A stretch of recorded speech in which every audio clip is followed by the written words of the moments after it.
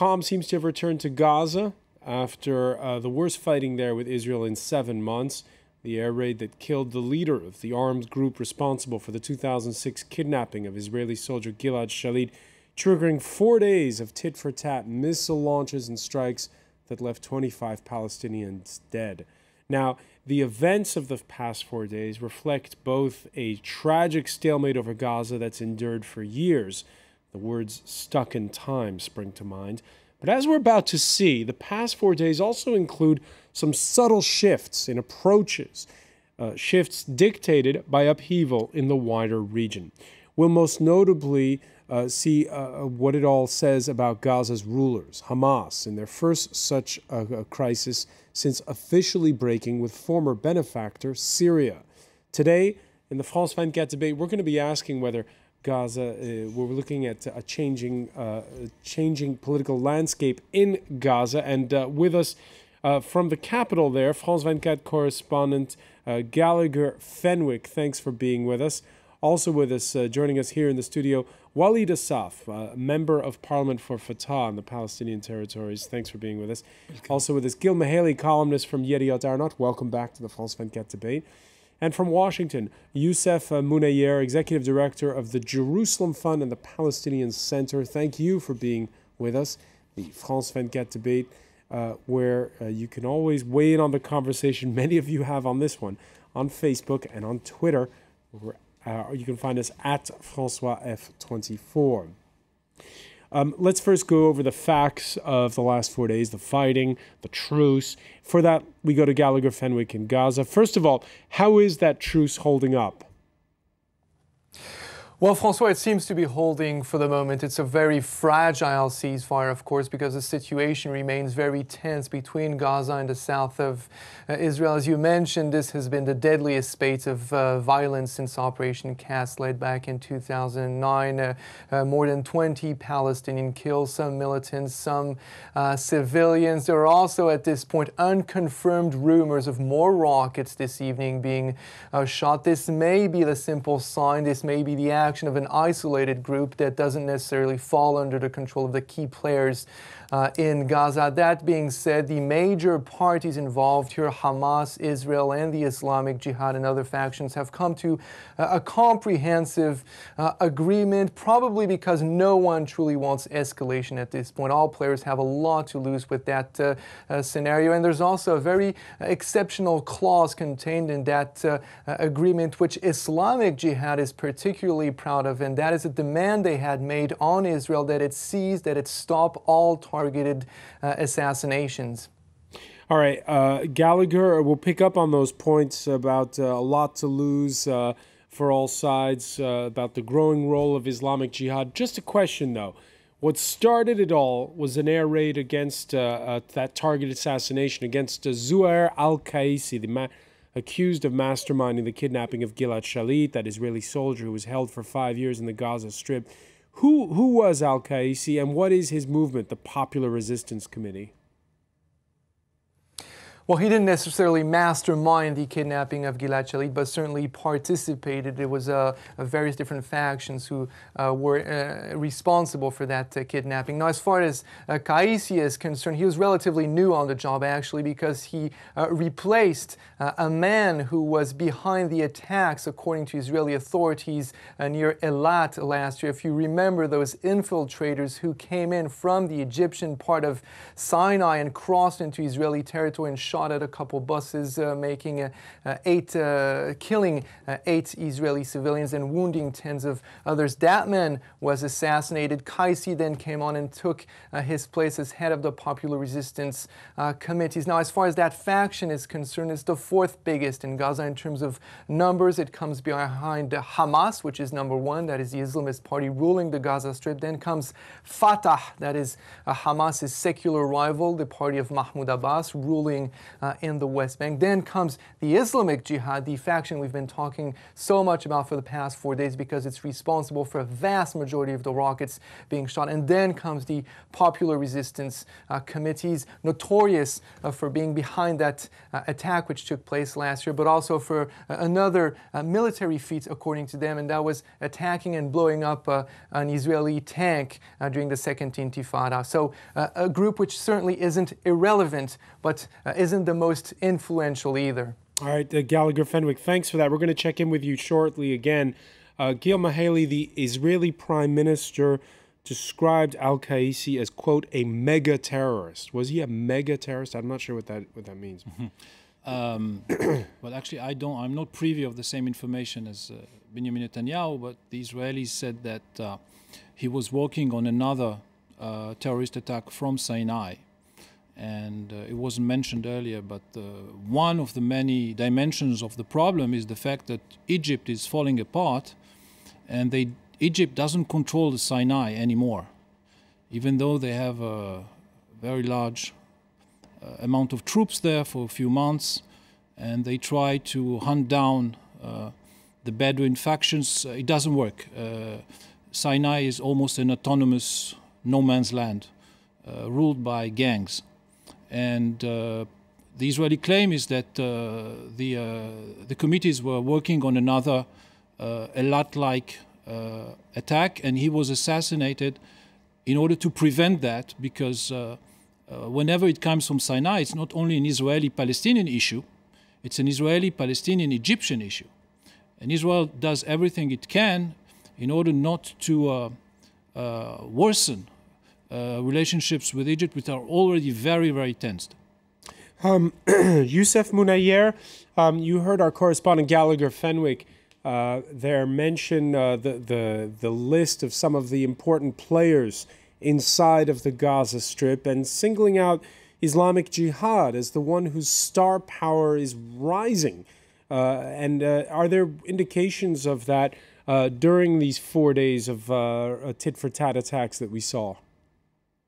Well, I think the important point here to look at when we're talking about the different factions is that they do in fact exist in Gaza. All of them do have their own political interests, and the Israeli government is keenly aware of that. And in fact, looking at the numbers of Israeli attacks into Gaza and then projectiles coming from Gaza, what we see is a very clear pattern over time, and that is these extrajudicial assassinations, what the Israelis call targeted killings, but essentially are assassinations, really provoke a dramatic increase in these rockets that otherwise would not exist. And in fact, what we found in looking at the numbers is that in 2011, for example, 75% of projectile fire from Gaza followed these Israeli strikes that caused Palestinian casualties. So when you have a situation like the situation that we've seen in the past few days, which kicks off with a Israeli extrajudicial assassination of a Popular Resistance Committee leader, you have to wonder what is the decision calculus behind that, why the Israelis would move in that direction, knowing that it would only inflame the situation, certainly end up with the greatest cost for Palestinians in the Gaza Strip, who are already bearing the largest cost of all this, but also putting Israeli citizens under fire. And what do you think in that light? What do you think of what Gil Mihaly is saying about how analysts are saying the Israelis did it because there's a sense of lawlessness now in the Sinai, and sort of Israel taking the law into its own hand in a place where there isn't any law?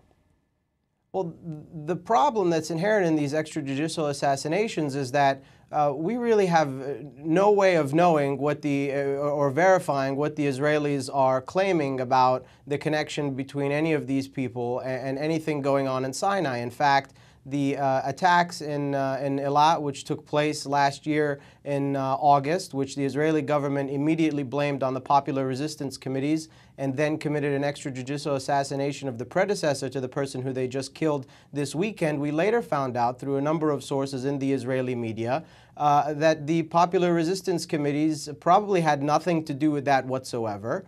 And that there was an embargoed Israeli investigation that ultimately revealed that all of the perpetrators were from Sinai, and there was very, very little credible evidence about it originating in Gaza. And so it's really hard to assign any credence to these Israeli claims when all the information is kept secret, and it really calls into question how smart this policy is if it's only perpetuating violence. Walid Assaf, the upshot of the last 4 days, the conclusion of it, Gallagher Fenwick, our correspondent at the outset, saying all sides with a lot to lose. Do you feel as though that's the case? Actually, in Gaza, this 4 days war or operations means that tells us that all the sides there, they don't want this war. Nor Israel, neither Hamas even. And those who are the control there, they are Hamas regime, not al-Jihad, neither the popular resistance. Hamas, they didn't share in the war there, in the rockets firing. And Israel, they don't want this war to be long. They want just to get its goals or to achieve its goals. Its goals is the assassination itself. They have done it, and what comes after that is just it's a matter of time when it will stop. They continue killing so as the Palestinians will ask for the truce or for the ceasefire, and they have got this thing. Israel has got the ceasefire, and they have done the assassination itself. And for Hamas, because they are controlling Gaza, they don't want a new war in Gaza between Hamas and Israel. They didn't share in the war, and they were working for a truce or for a ceasefire, and they have got it by the help of Egypt and even also President Mahmoud Abbas. So there is the real sense that it's Islamic Jihad that is the one now in the forefront in terms of the hardline resistance there.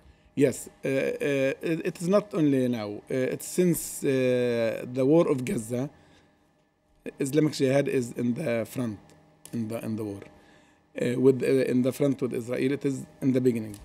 But Hamas, since that time, is making more pressures on al-Jihad, so to stop its rocket firing, because they want to keep the situation quiet. All right, let's go back to Gallagher Fenwick, who joins us from Gaza City. Gallagher, you ran down for us earlier the list of the 4 main players inside the Gaza Strip. Does Hamas run the show? Are they the ones in charge? Well, they certainly run the daily show. I mean, I was out in Gaza all day today. You know, as soon as it seemed that this truce was going to hold and quiet was going to return to the streets of Gaza, you see Hamas police officers back on the streets, and it's obvious that they're the ones who are indeed running the daily show. Now, in terms of the armed resistance, it's a different story. I mean, Islamic Jihad throughout these 4 days were insisting on the fact that they were not at the forefront of this battle, but rather were left alone on the battlefields, with Hamas's armed wing, the Izzeddin al-Qassam brigades, having deserted the battlefield, according to them. But it's a little bit more complicated than a simple rivalry. Hamas needs Islamic Jihad needs Hamas. But that being said, just a couple hours ago, Islamic Jihad holding a major rally in downtown Hamas, bringing out its numbers. And according to a lot of analysts, what happened over the past 4 days is Islamic Jihad not necessarily scoring a big victory for its part, but certainly make Hamas, certainly damaging Hamas's reputation, rather, by exposing, and this is according to many Gazans I spoke today, the true nature of what Hamas has become. And that is a political party, one more interested in governing, in working on its image of international respectability, and also a party which now has a lot to lose, a lot more to lose, for instance, than Islamic Jihad in case of an Israeli ground operation, for instance. A lot of people out here know that if Israeli troops were to come back into Gaza, that would most likely mean the eradication of Hamas. And who is behind Islamic Jihad at this point? Well, Islamic Jihad is behind Islamic Jihad. Now, according to Israeli authorities, Islamic Jihad is Iran's new armed wing in Gaza. Hamas used to be Iran's satellite, if you will, or proxy in Gaza. But as you well know, by leaving Damascus, as you mentioned earlier, and rupturing ties with Bashar al-Assad's regime, Hamas came under fire, symbolically speaking, from Iran. Iran supposedly cutting its financial ties with Hamas, lessening the money it's sending there, lessening the amounts of weapons and support it's lending Hamas. These are, of course, rumors. It's very difficult to verify. Nobody confirming this officially, but that's very much what is being said, which is that Islamic Jihad may be benefiting from Iran's help now and from Hamas having lost some of this help. Now, during those 4 days, more than 200 rockets and mortars fired on Israel, more than a quarter of those intercepted by the Jewish state's new short-range rocket interceptor, the Iron Dome, it's called. Gil Mihaly, does this change anything tactically or politically, having this new system, this Iron Dome? Does it make Israelis feel safer?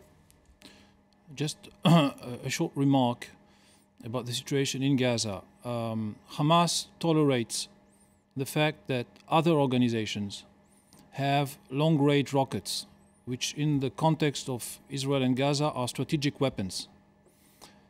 He tolerates that, which means that others, rather than Mr. Haniyeh and the government of Hamas in Gaza, can decide to launch a war against Israel. And I'm not talking about firing AK-47s or short-range Qassam rockets.